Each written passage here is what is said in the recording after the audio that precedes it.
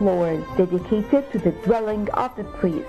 And in the front of the entrance, there is a vestibule that was used as a resting place for visitors.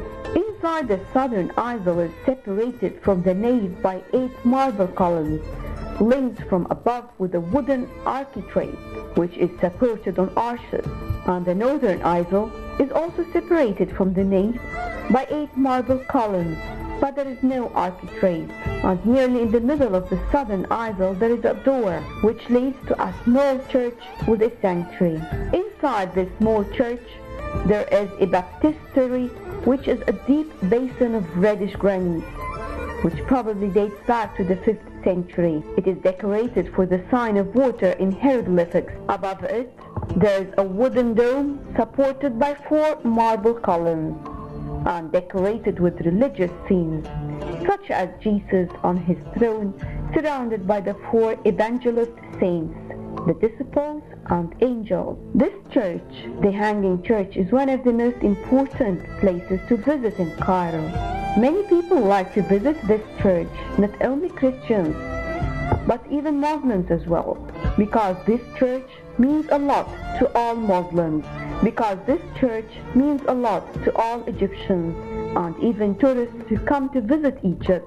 They include it on their sightseeing tour. And just out and very close in the same area, there is the first and oldest mosque ever built on the land of Egypt, erected in 642 AD by Amr ibn al-As, the commander of the Muslim army that conquered Egypt.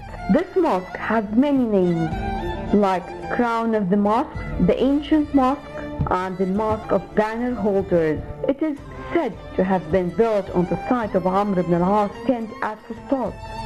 It's the oldest existing mosque, not just in Cairo, but the entire African continent. It is located north of the Roman fortress of Babylon.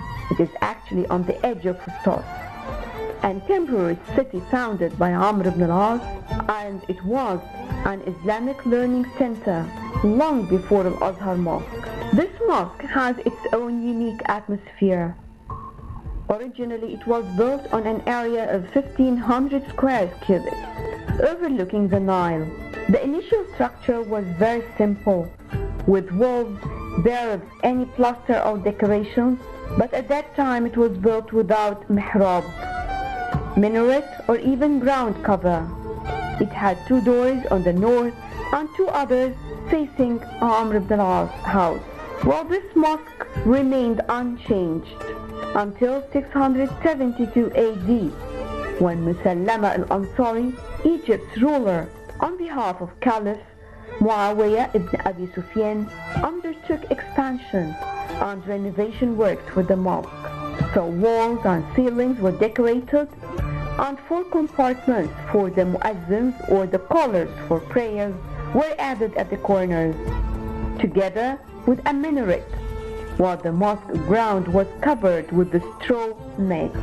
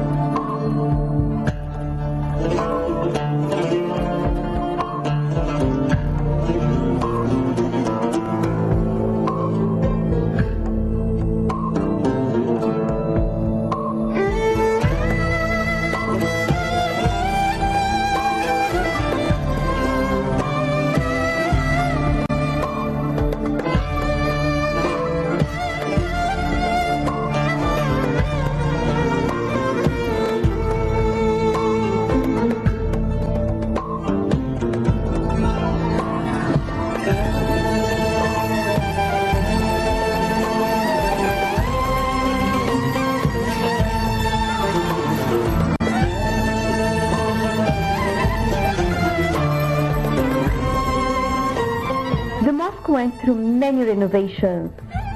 For example, in 698 AD, the mosque was demolished and expanded by Abdulaziz ibn Marwan, one of Egypt's rulers at that time. And once again, under the Abbasid state, successive additions and repairs were introduced. In 827 AD, Abdullah ibn Tahir, Egypt's ruler, on behalf of Caliph al-Ma'mun, ordered an equivalent area to the north to be added to the mosque, thus bringing its total area to its present level of 13,556.25 square meters. However, the Fatimid period was the gold era for the mosque, where gilded mosaics, marble works, wooden compartment, and moving pulpit were introduced, and part of the niche was also silver-coated. Amr ibn al-As Mosque was not merely a place of worship, but also served as a court for settling religious and civil disputes. Moreover, teaching circles were organized either by general religious preaching or teaching lessons in Quranic sciences, in addition to jurisprudence and Prophet Muhammad's tradition, that is the Hadith, as well as letters. The mosque incorporates elements of Greek and Roman buildings and has 150 white marble columns and 3 minarets, very simple in design. Now its present plan consists of an open sahn or court surrounded by 4 riwaqs, the largest of course being the Qibla one. It has a very beautiful open court. There are a number of wooden plaques bearing Byzantine carvings of leaves as well. But anyway, this mosque is one of the most beautiful mosques ever. Even though it's changed a lot since it was built, yet still it has its own style.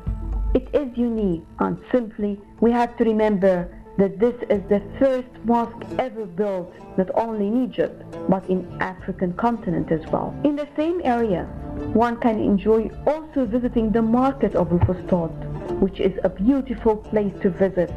Many shops all around that has many beautiful pieces and artifacts, and also the oriental and traditional clothes, in addition of course to some wonderful cafes all around surrounding the place where one can rest for drinking or even taking lunch.